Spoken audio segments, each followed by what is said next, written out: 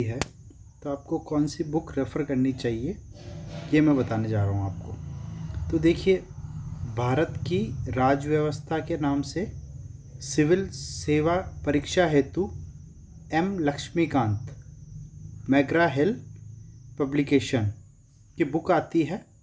ये best book है for competition exams और भारत की राज्य व्यवस्था मतलब आप पॉलिटी इसी बुक से तैयार कर सकते हैं। ये जो है बेस्ट बुक है। मैं बताता हूँ आपको कैसे बेस्ट है। ये देखिए, इस बुक में ही लिखा है कि ये सिविल सेवा की परीक्षा हेतु ही है। एम लक्ष्मीकांत जो है सर, उन्होंने लिखी है। बहुत अच्छी बुक है, मैंने खुद ने पढ़ रखी है, इसीलिए मैं आपको रेफ़र कर रहा हूँ। लक्ष्मीकांत IAS अकादमी, जो कि बंद हो गई है, हैदराबाद में चलती थी, वहाँ से इन्होंने पब्लिश किया है इसको। सर ने बहुत ही अच्छी बुक लिखी है और इसका 5वां संस्करण ये PDF में मेरे पास है, तो मैं आपको दिखाना चाहता हूँ अच्छे से, आप समझ पाएंगे कि ये बुक कैसी है और इस बुक में क्या क्या अपने को मिलेगा। देखिए, जो है संघ लोक सेवा आयोग परीक्षा में भारतीय राज्य व्यवस्था पर अंकों का वर्षवार विभाजन, मतलब कितने अंकों के प्रश्न जो है पॉलिटी के पूछे गए हैं, बढ़ते ही जा रहे हैं। 89 से अब तक जो है 187 हो चुके हैं। तो आप समझ पा रहे हैं पॉलिटी का वेटेज काफ़ी अच्छा रहता है, काफ़ी अच्छा नहीं, बहुत अच्छा रहता है। अब यहाँ से आप देख पाएंगे कि सिविल सेवा परीक्षा के विषय क्या क्या रहते हैं। जो आप IAS की तैयारी करना चाहते हैं या सोच रहे हैं, अभी जो बच्चे स्पेशली 12th क्लास में पढ़ रहे हैं, उनके लिए मैं बता दूं कि वो अगर अभी से ही रूपरेखा तैयार करके चलते हैं तो वो IAS की तैयारी 3 साल में, जब तक उनका ग्रेजुएशन कंप्लीट होगा, आराम से कर सकते हैं। तो उसी के लिए मैं बताना चाह रहा हूँ। देखिए, मुख्य परीक्षा हेतु अभ्यर्थियों के चयन के लिए सिविल सेवा प्रारंभिक परीक्षा वस्तुनिष्ठ प्रकार से लेती है। मतलब जो प्रारंभिक परीक्षा है वो होती है ऑब्जेक्टिव टाइप, ठीक है। और उसके बाद में जब आप प्रारंभिक परीक्षा क्वालिफाई कर लेते हो, उसके बाद आपको एक मुख्य परीक्षा देनी होती है जो लिखित होती है। लिखित का मतलब है सब्जेक्टिव, मतलब वहाँ पे आपको लिखना पड़ेगा और उसके बाद में आपका इंटरव्यू भी होगा। तो देखते हैं प्रारंभिक परीक्षा में कौन कौन से विषय रहते हैं और कितने अंकों की प्रारंभिक परीक्षा होती है और तैयारी के लिए आपको क्या करना होगा। तो देखिए, इस परीक्षा में 2 अनिवार्य प्रश्न पत्र होते हैं जिनमें 200 अंकों के प्रश्न पूछे जाते हैं। किसमें? प्रारंभिक परीक्षा की बात कर रहे हैं हम केवल। दोनों प्रश्न पत्र वस्तुनिष्ठ प्रकार के होते हैं, मतलब ऑब्जेक्टिव टाइप, जिसके बहुविकल्पी प्रश्न होंगे, मतलब ऑप्शंस होंगे। और ये प्रश्न पत्र अंग्रेजी व हिंदी दोनों माध्यम में होंगे, मतलब इंग्लिश मीडियम और हिंदी मीडियम दोनों में होंगे। जो प्रश्नों की भाषा होगी वो दोनों होगी। अब देखिए, हम बात करते हैं मुख्य परीक्षा की। जब आप प्रारंभिक परीक्षा अगर पास कर लेते हैं, 200 नंबर के 2 पेपर होंगे, दोनों पेपर्स आपको पास करने होंगे IAS प्री के। फिर उसके बाद में आपकी IAS मेंस की परीक्षा होगी। मेंस की परीक्षा में जो है प्रश्न पत्र क, इसमें संविधान की 8वीं अनुसूची में सम्मिलित भाषाओं में से एक भाषा उम्मीदवारों द्वारा चुनी गई कोई एक भारतीय भाषा, उसका 300 नंबर का पेपर होगा सब्जेक्टिव, मतलब आपको उसमें लिखना पड़ेगा, ठीक है। एक भाषा का पेपर होगा। उसके बाद प्रश्न पत्र ख जो रहेगा उसमें अंग्रेजी का पेपर होगा 300 नंबर का।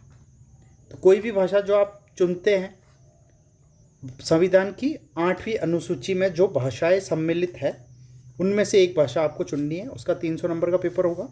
उसके बाद अंग्रेजी का 300 नंबर का पेपर होगा। इंग्लिश का वेटेज अच्छा है।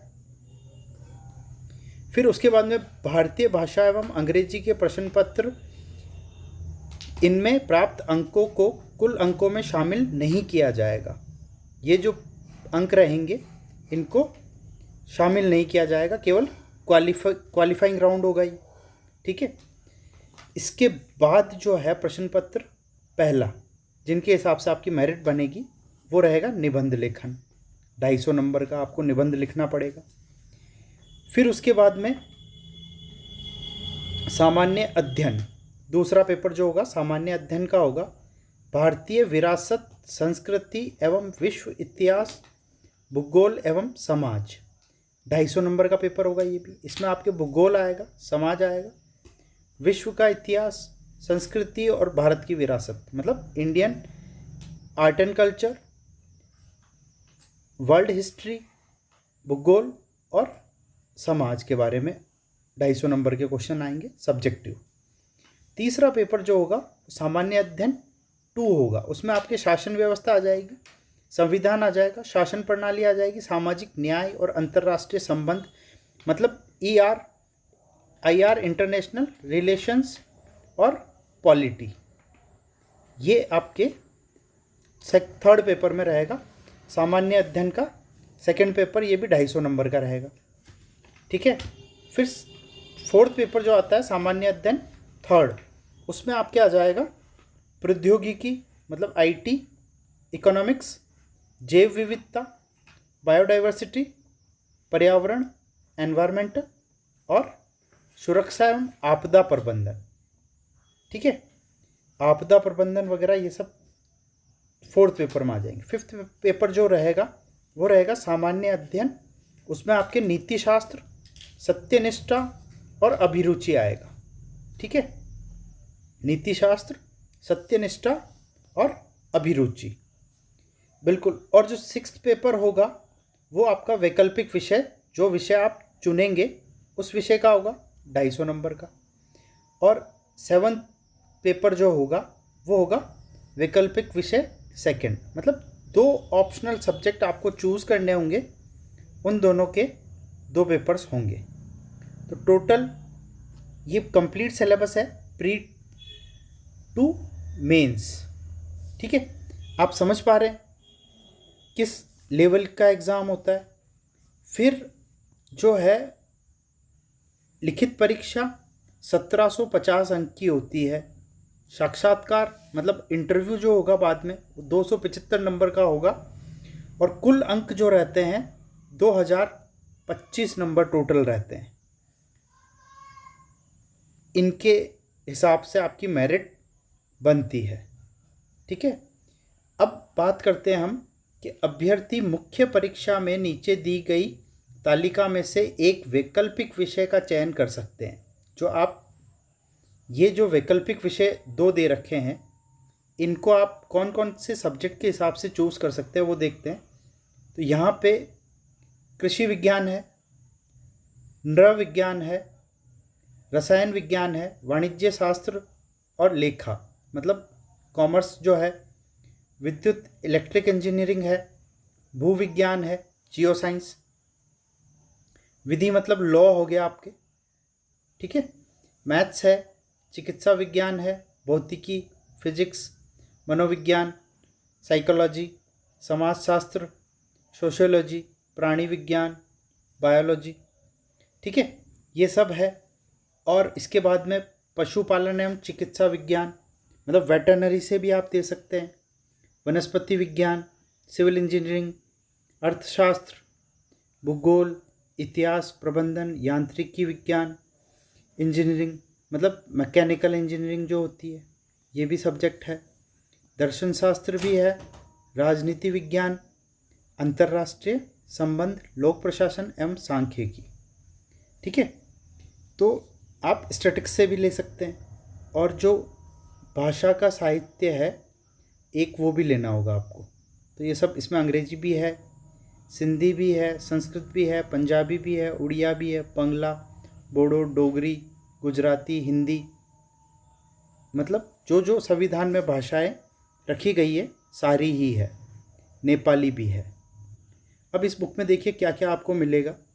तो 1946 से जब पहली बार भारत की अंतरिम सरकार का गठन किया गया था, तब से लेकर के अभी तक जो भी राष्ट्रपति शासन, लोकसभा, राज्यसभा, सब कुछ इसमें अच्छे से, बहुत ही अच्छे से सरल भाषा में समझाया गया है।